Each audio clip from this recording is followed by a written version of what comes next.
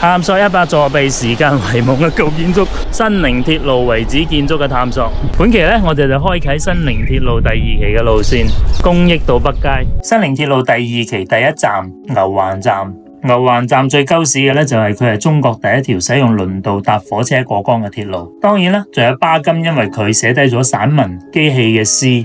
咁當時火車從公益出發，先經過尋陽、麥巷，跟住就到達牛環站。兩岸之間呢，就係住粗大嘅鋼纜，通過船上嘅絞車轉動呢，將成列嘅火車呢就牽引到對岸。為咗揾到牛環站呢，我哋嚟咗2次。第一次呢，就聽到路邊阿叔話呢，從綠聯村委會入去，咁跟住沿住江邊呢，行完成條泥路呢，都冇揾到遺址。後尾網友話呢，呢個位置先有遺址，果然喺度，仲有專門嘅指示牌啊！呢個就係牛環站100年前火車經過嘅橋啊！上次我過嚟揾咗好耐都揾唔到佢啊！經過啲網友嘅提示呢，今次終於揾到啦！周圍嘅路呢已經鋪晒水泥啦，佢依家用翻鐵板去保留翻佢。經過咗100幾年呢，仲喺度用緊啊！呢個水閘呢，應該係後期加建嘅。咁根據翻橋嘅位置呢，推測呢度就係火車行嘅路線。呢個星星嘅位置呢，就係牛環站碼頭遺址。艾水哥話30年前仲喺呢度坐小輪渡過江。呢條路呢，依家唔可以行啦，應該就係有人承包咗魚塘，而喺個對面嘅江邊嘅位置呢，應該就係火車出江邊嘅路基。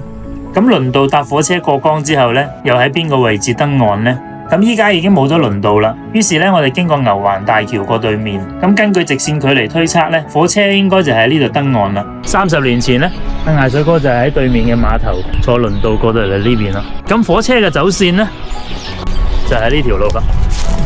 咁火車喺呢度登岸之後呢，就會順住呢條路到達下一站。1933年巴金過嚟新會玩，咁佢當時呢，就應該喺呢度坐輪渡過對面。根據現場嘅畫面呢，寫低咗散文機器嘅詩。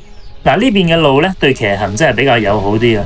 沿住火車路線直行呢，就會到達一條分岔路。咁根據路線嘅走向呢，右邊嘅路應該就係當時嘅火車路。咁因為我啱啱整完車呢，我都係老老實實行左邊嘅大路過去啊。咁呢個星星嘅位置係邊度呢？根據艾水哥嘅提示，呢個位置就係1985年建成嘅雅山華僑中學。而牛環站嘅下個站大王市站呢，就設喺雅山華僑中學嘅附近。咁頭先我唔敢行嘅鄉道呢，就喺學校前邊嘅位置。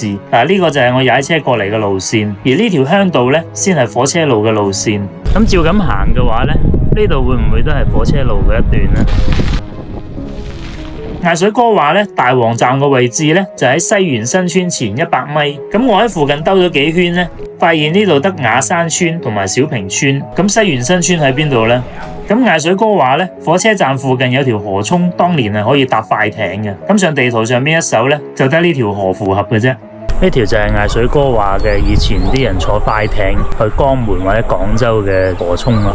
咁但係大王市嘅站喺邊度呢？真係一啲頭緒都冇啊！咁準備走嘅時候呢，就發現對面有座碉樓。喺新會地區見到碉樓呢，都係有啲稀奇嘅，必須過去睇下啦。咁跟住就有驚喜發現啦！屌，呢度咪就係西園村，睇嚟都係啲碉樓比較旺喎。咁按照火車嘅走線推測呢，呢個位置呢，就係大王市嘅遺址啦。嗱，就係呢棵大樹嘅位置，而且呢，距離河涌都係100幾米啫。嗱，今日又係破解謎團嘅一日啦，真係正啊！咁下期呢，我哋去探索下一站思前站，睇下有咩新發現啦。